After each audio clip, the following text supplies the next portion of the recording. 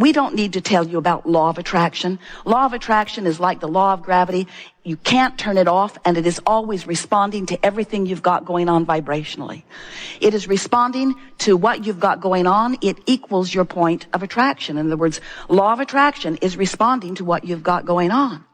So for a while, we've been explaining to you that as contrast causes you to know what you want more clearly, and always in the beginning of that knowing what you want, because the contrast has given birth to it, you're not vibrationally up to speed with it.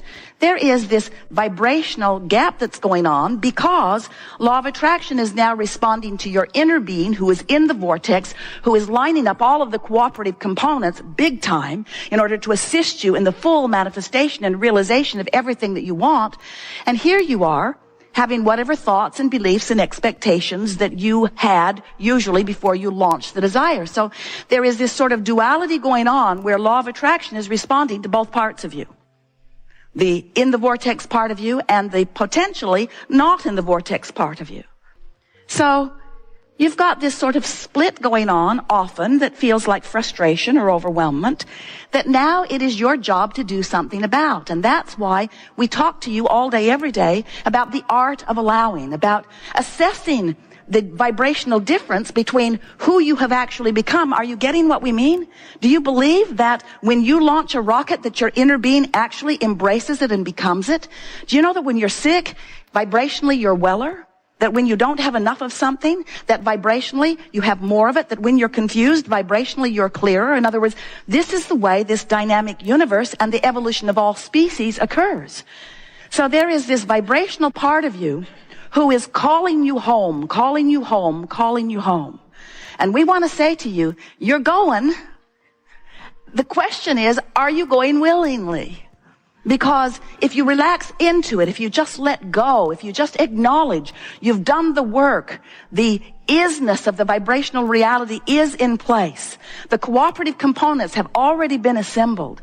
They will show you amazing things. You will defy the logic of all kinds of people as this vortex does its work. The question is, where are you in vibrational relationship to it? So we've been talking about this for a while, and many of you have been hearing us for a while. Esther certainly has been hearing it for a long while. And she said to Jerry the other day, you know, it's interesting how in all of this that I've been hearing, I realize that I've still been counting on my action for far more than I meant to. Because in many cases, I don't really have to line up with my vortex because I've got people who can just bang it into place. I'll just call someone and say, this is out of whack. Can you take care of it? And they do. They're really good at wrestling things to the ground. But in the process of that, Esther realizes that she doesn't move her vibration. She just calls someone and they wrestle something else to the ground. And then she realizes that sometimes she can create more brush fires than she has brush fire putter-outers. And then a sort of clarity is beginning to occur to many of you. We've been talking about this vortex. You get it, don't you? Conceptually, it's an idea that you can wrap your thoughts around. And we've been letting you know that there is potentially a vibrational gap between who you really are, which is the done deal, the vibrational doneness, it's done, it's done, it's done, and what you have so far allowed to manifest because of what's going on vibrationally. And Esther said to Jerry the other day, you know, I realize that I've loved the idea of the vortex and I have wanted to be in it as much as I can. So I have been approaching my reality by trying to think the thoughts that make me align with my vortex. Makes sense. Look for things to appreciate. Look for things to bask about. If I find myself feeling negative about something, pivot from it. Say to myself, I know what I don't want. What is it that I do want? Which is a logical approach to lining up with your vortex.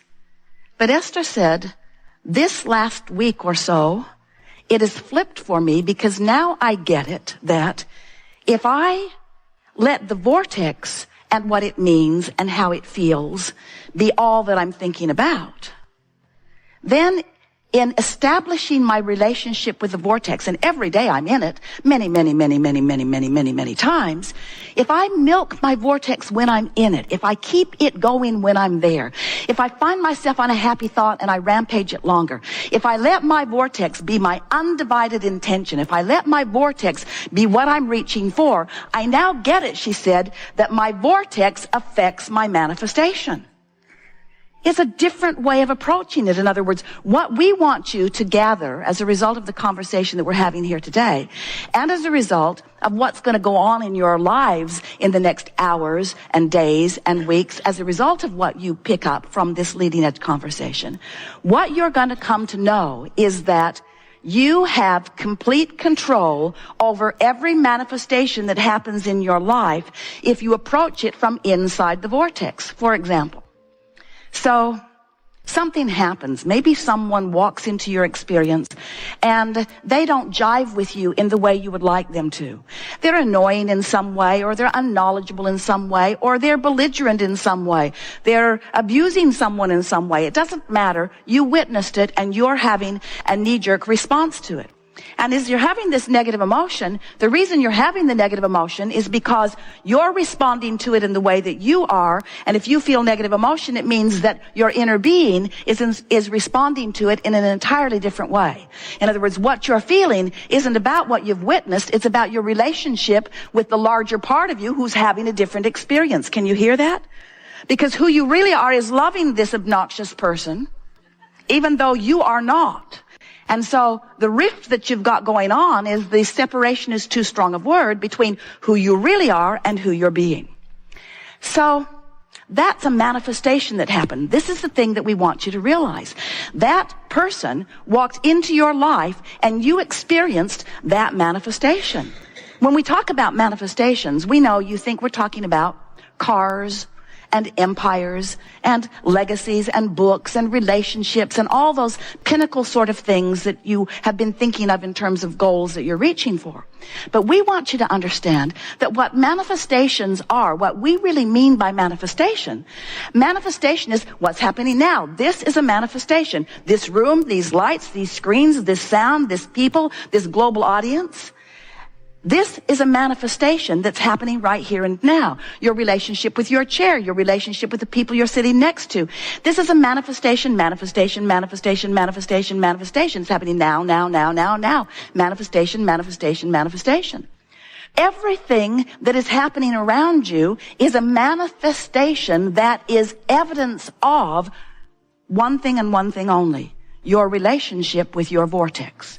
Your relationship with your vortex. So the fact that this annoying person is there or this belligerent person is there is your manifestation, which is simply reflecting back to you your relationship with your vortex. That's all. And that's what's so interesting. Esther nearly fell off the bed, and then the chair, and then the car, and then the bed, and then the chair, and then the car. As these processes have been going through her mind, the thought processes, as she realizes that everything that's happening is a reflection of only one thing, her relationship with the vortex. So, for example, Esther said to Jerry, if I were to do something for you kitchen-wise, in my beautiful new kitchen, what would you like it to be? And Jerry said, I would like oatmeal and raisin cookies. And Esther said, consider it done. So she went to the kitchen, snatched everything out of the cupboard except baking soda, which was not there, because she has never baked in this kitchen before.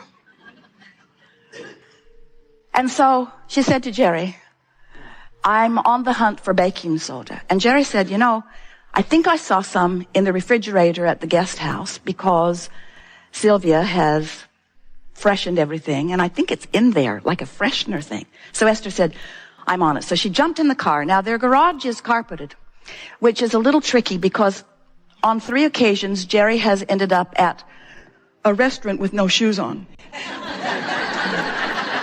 Because it just feels logical to get in the car from the car. So now Esther jumps in the car, goes through a gate or two, goes to the guest house, steps out into the gravel in her stocking feet, and says, right out loud, Can someone please explain to me why I'm here in my stocking feet? And then she tiptoes down the pathway into the cottage and thinks to herself, surely there are a pair of shoes or carpet slippers in the closet. So she walks into the closet and finds herself in very wet carpet. She calls Fidel, and he tells her, as he examines it, that the air conditioner, no one's been in the cottage for a long time, the air conditioner has been running, it's plugged up, and it is draining into the closet. And Esther is saying, now no one needs to tell me why I'm here in my stocking feet. In other words, a manifestation, a path of least resistance. Jerry wants cookies. He wants the kind of cookies that don't have the baking soda. The baking soda isn't in the house, but the baking soda is at the cottage. Esther goes in her stocking feet. Now, you might say coincidence. You might say, oh, that's one way to twist a really stupid story into something meaningful.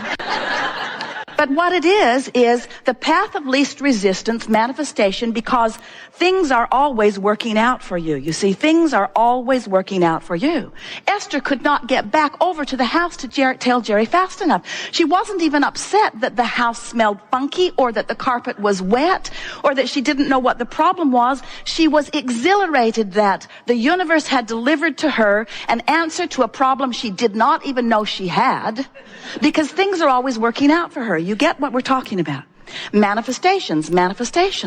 So, if you are feeling worried about something, what you're going to receive back as feedback from specialists, from anybody that knows, is information that doesn't have anything to do with your reality, doesn't have anything to do with your expected manifestational reality, doesn't have anything to do with anything except it's feedback to how you're feeling. You say, oh, this test or this x-ray or this conversation or this whatever is coming to me is a statement of fact. And we say, we'll give you that, but it's a statement of only one fact. Your vibrational proximity to your vortex, period, end of story. So what we want you to begin to watch for, and it will be fun for you to watch, is that if you will hear us when we say that you have the ability to develop a personal and deliberate relationship with your vortex, with your inner being, with the larger part of you, with good feeling emotions. And if you will practice the vibration of it as often as you can and milk it when you find yourself there, so that you become so familiar with the feeling of who you really are, that you will see right before your eyes manifestations reflecting where you are. Personalities of people that you know will shift. Events that have been moving in one direction will shift. You have control. You are the creator of your own experience because you are the creator of your relationship with your vortex. And when you get that, people will say to you, what's going on with you? Why is it that you defy the odds and you defy the logic and you turn heads wherever you go and things always work out for you no matter what? And you say, or maybe you don't, because some of them are ready to hear it and some of them are not ready to hear it.